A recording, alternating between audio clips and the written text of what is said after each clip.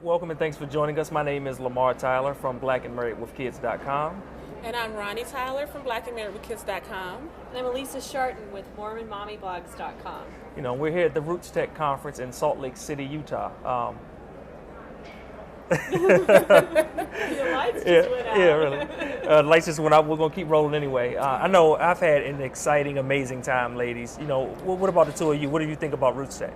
I think it's awesome. I didn't know what to expect. I mean, I'm not involved with family search or genealogy, so I didn't know what to expect, but I've enjoyed it from beginning to end. I have a newfound passion for family search and understanding my family history and an appreciation for that now.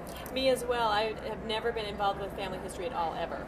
And so I came here rather skeptical, thinking that I was going to be with a bunch of weirdos and old people. And it has been a completely opposite experience. It has been, at times, kind of spiritual almost, as I connected with my family, and you see their names and you hear their stories, and it's been kind of a moving experience for me. Elisa, let me ask you in particular, you know, what do you think you'll take back from this conference to your readers and to your blog? I'm hoping that I can take back to them the new passion I have for discovering the stories of my ancestors, because random dates don't really interest me. They are mission critical with my church, but as a person I'm not interested in the dates. But when I find out that Uncle John robbed the bank on January 27, 1862, that interests me. And so I'm hoping that I can help people light a fire to find out the history and the stories that accompany that so they can pass that down to their children. Okay, and Ronnie, I know you were actually able to trace your whole family back one entire generation further than anybody had previously done before. I mean, what's that feeling like?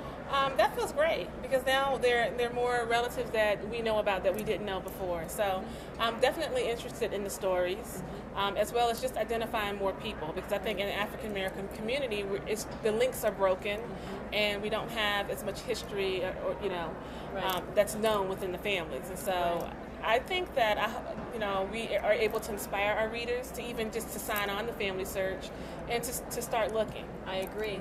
The thing I found really interesting is as I started learning about my husband's family, because I'm really interested in knowing about my husband's family, I found out that they were kind of nomads, and they moved. Like once a year they were moving from Nebraska to Illinois to just all over the Midwest, and it explained kind of the wanderlust feeling that my husband has. I was like, I get it. It comes from your roots, you know? Yeah, I know. I think even for me, it's been an amazing experience. You know, I keep telling people that within 30 minutes of first searching, I found out that my grandfather, his first name may have not actually been his first name, may have been his middle name. Yeah. And, you know, I called my grandmother. She said she didn't have any clue about that, didn't have, any knowledge of that previously.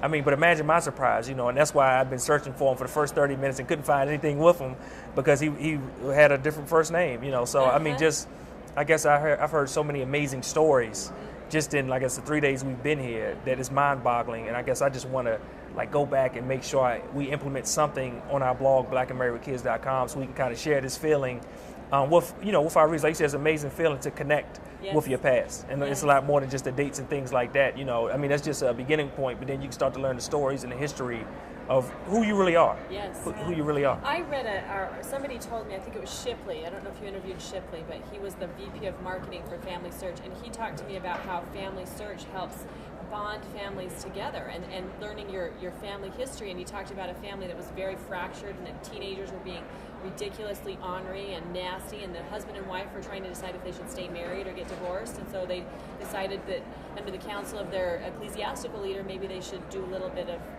research into who their families were, and they decided that as they were doing that, their hearts opened, and they were learning about each other's families and the stories and the memories, and they were connecting, and the kids were softening, and then they say that learning about their family saved their marriage. Right. And so it's not just about the past, but it's also about the present. Yes. And connecting families through that common bond, that relationship. So, yes. Wow, just amazing. I mean, I guess if you could say one thing you really taken away from it, for each of you, what would it be? That it's not so difficult to research your history. I mean, I know at some point you may need an expert, but there's nothing wrong with just getting out there and getting started. And there are a lot of free resources to do that. That's me too, and that all of us as bloggers and writers or scrapbookers are already doing our family history. We just didn't realize that was what we were doing.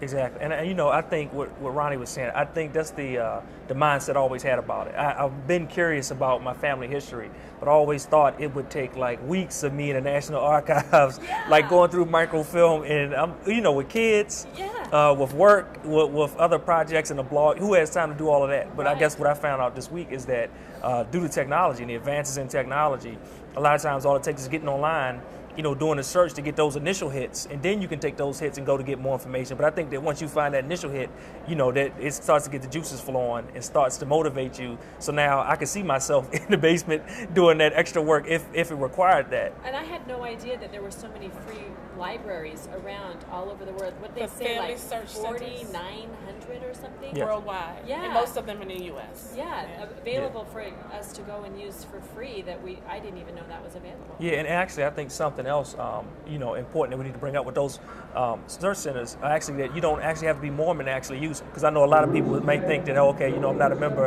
of, you know, the LES church, so I may not be able to use those services, but they're available for everyone to use all around the world. When somebody gave me a statistic that 70% of the people that are using the Mormon church's online resources are not Mormon. Yeah, I Wow. heard that. Yeah.